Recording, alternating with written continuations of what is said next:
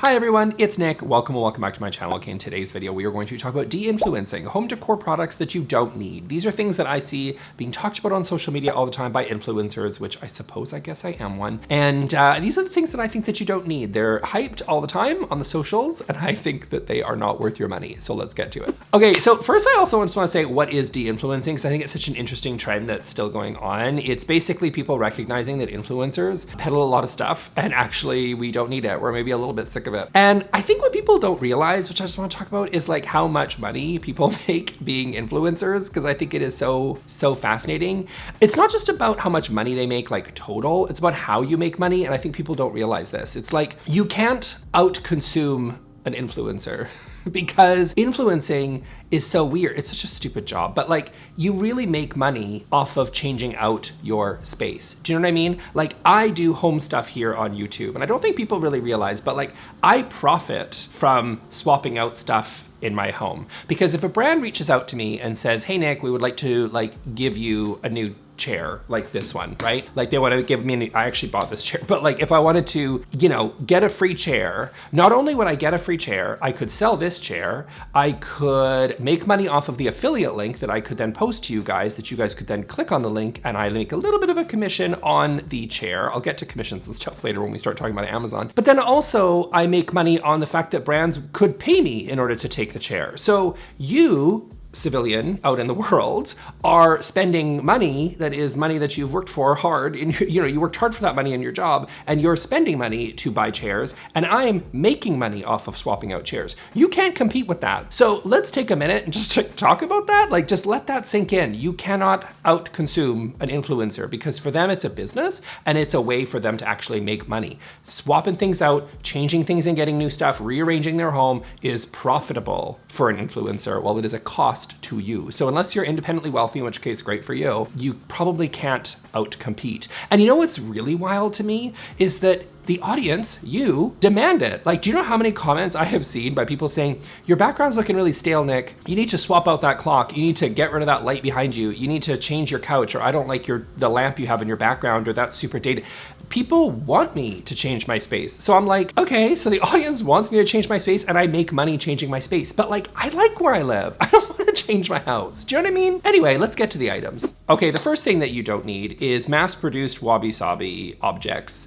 So, I see these all over social media since Wabi-Sabi and Organic Modern has really taken off as sort of like Japandi has just really taken off as sort of interior design trends and styles and things that have been really popular over the last few years. And I get it. I've done videos on the subject. I understand. But I think a lot of people miss the point. You know what I mean? They miss the point with the Wabi-Sabi. The whole point is that the objects are supposed to be imperfect. They are supposed to, and there's also a lot of like cultural significance to this that is worth acknowledging. But these pieces are designed to supposed to be sort of broken. They're supposed to be worn over time. They're supposed to be handmade. They're supposed to be organic, not mass produced in a factory and then shipped off and sold at a Dollar Tree or a mainstream retailer. H&M Home, for example, ships a lot of these sort of objects. I love H&M Home. Actually, I think a lot of people get mad at them because they think H&M Home and anything think like cheap and disposable, because like the clothing, you like wash it once and it falls apart. But the decor is actually, a lot of it's really nice and made of really good materials and things. I actually quite like H&M Home. I think it's way nicer than the clothing, in my opinion. But a lot of this mass-produced Wabi-Sabi stuff is completely missing the point of what we're supposed to be trying to achieve with that look. It's meant to look imperfect because it is imperfect, because it's supposed to be handmade, not came off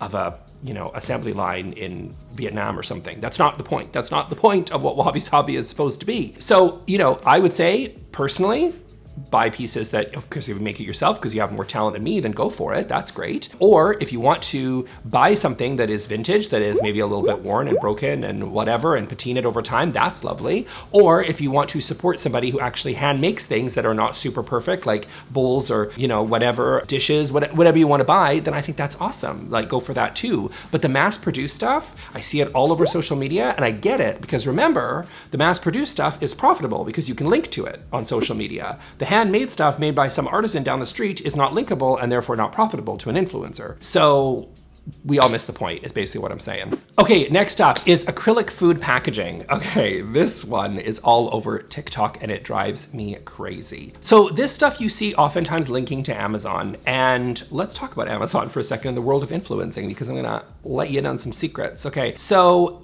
TikTok and short form media, which we have all seen taken off, shorts, reels, whatever, they've taken off over the last few years, obviously since the pandemic. They don't make a whole lot of money for advertising, so people need to figure out other ways to make money. That's both true for the platforms, because you see that in like TikTok Shop, if you're aware, it's like all over TikTok, or you see it in the form of influencers linking to products all the time. And you see that because they're not making any money on ads, so we gotta make someone's gotta make money somewhere for turning these into businesses, right? Content takes time and effort, and people want to be paid for that, especially people trying to turn this into a career, right?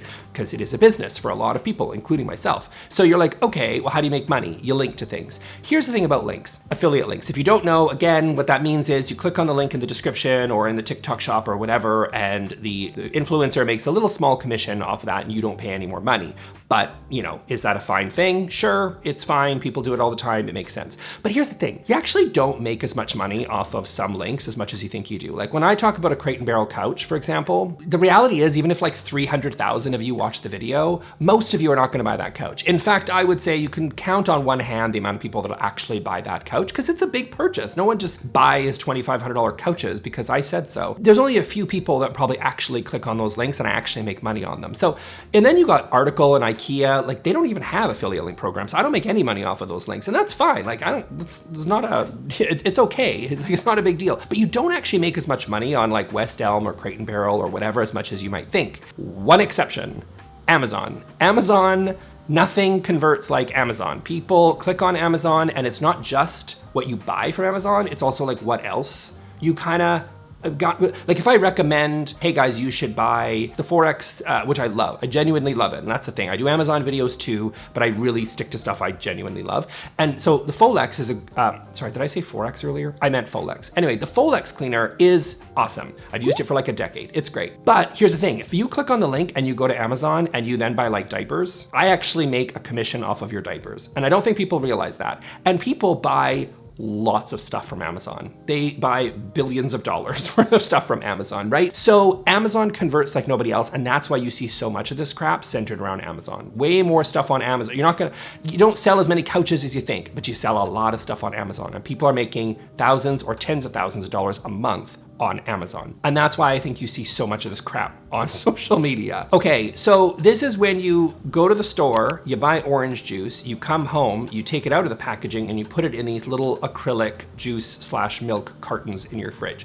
You don't need your fridge to look that good, okay? You really don't need your fridge to look that good. No one's really going in there. It doesn't matter, just stuff it in. It's fine. I don't like this for several reasons. I think it's all aesthetics, no substance. There's no practical functional benefit for this. In fact, it's worse to do this because you're probably introducing some new bacteria into the orange juice that you probably didn't intend to, because you know that packaging that they give it to you, Tropicana packaging is like sterilized. Your little Amazon thing, you know, good luck. I have no idea. That might not be true. I'm not like a microbiologist, okay? But seems sketch to me. You're also getting rid of things that are practical, like, I don't know, the best before date. Like, are you writing on these stupid little things, like to know the best before date? Because that sounds stupid. Or you're putting a big piece of masking tape on it to write the date on it, but now it's no longer aesthetic, so you better believe that's not showing up on TikTok. But you need to know the best before dates, you know? You need to know. You need to know where you stand. And these things do not deliver on any of that. So they're pure aesthetics, they're not really very functional, they're really annoying, and I don't want to see them anymore. So you do not need these, okay? Stick to the plastic packaging. No one cares what the inside of your fridge looks like, okay?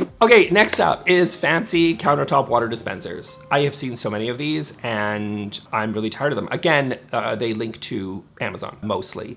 I have seen some convoluted systems that have, you know, tubes and wires and plugs and all sorts of things that are ugly in my opinion, all to get sort of like aesthetic pleasing little dispensers of water, which, like, why not just get it from the tap, you know? And I understand that I live in a place, Vancouver, that has amazing drinking water. Vancouver is great. A lot of people, whatever, people like to complain about their drinking water no matter where you live. By the way, best water in the world I've ever had is from Iceland. If you go to Iceland, drink the water, it's the best water in the world. Vancouver water is good. I just drink out of the tap. I don't know where everybody else lives. You know, you might live in a place that doesn't have great drinking water, which to me, maybe buy less stuff from Amazon and maybe, I don't know, like, shouldn't your government be doing that? What a crazy concept, but don't we all pay taxes? Like, isn't that I feel like clean drinking water is like the basic thing that government should be doing. So maybe lobby your government is my point there. Call your congressman, call your member of parliament, get clean drinking water. That matters more than your aesthetically stupid water dispenser. So I don't love that.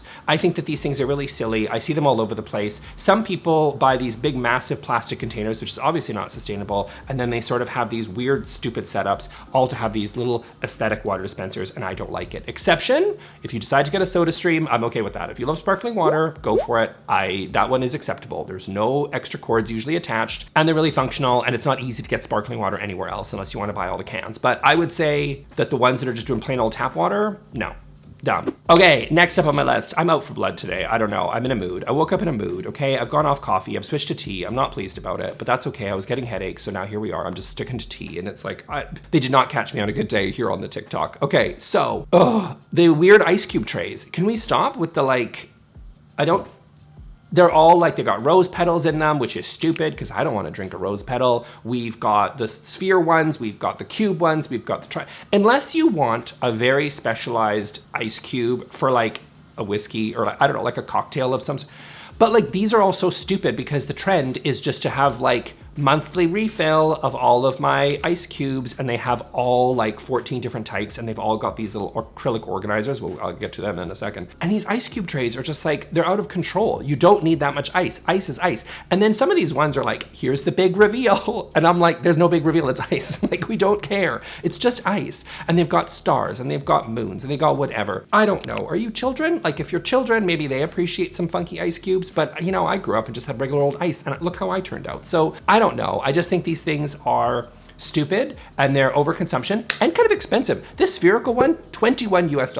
$21 US for this spherical little stupid ice cube tray. Skip it. And then people, in this economy, no thanks, ma'am. No thank you. Okay, next up on my list is gonna be acrylic organizers. Okay, so told you we'd get to them.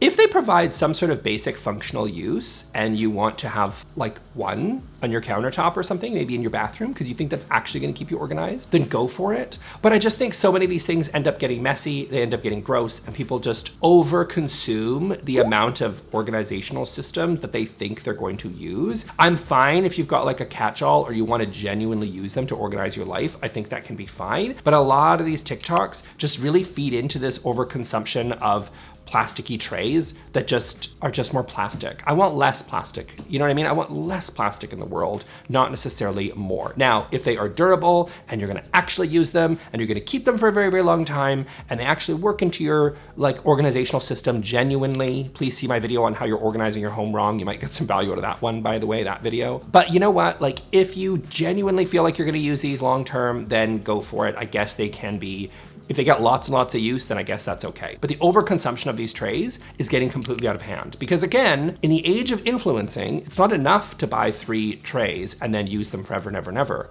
because that's not how influencing works. Please see my disclaimer at the beginning of the video. It doesn't work that way. You need to get people to buy more. So you have to show more ridiculous use cases for these acrylic trays, which then influences people to be like, well, if she's organizing her $5,000 worth of makeup in acrylic trays, I must need to do that too. And so they buy into this world. And again, it's like, you're not gonna be able to outcompete an influencer.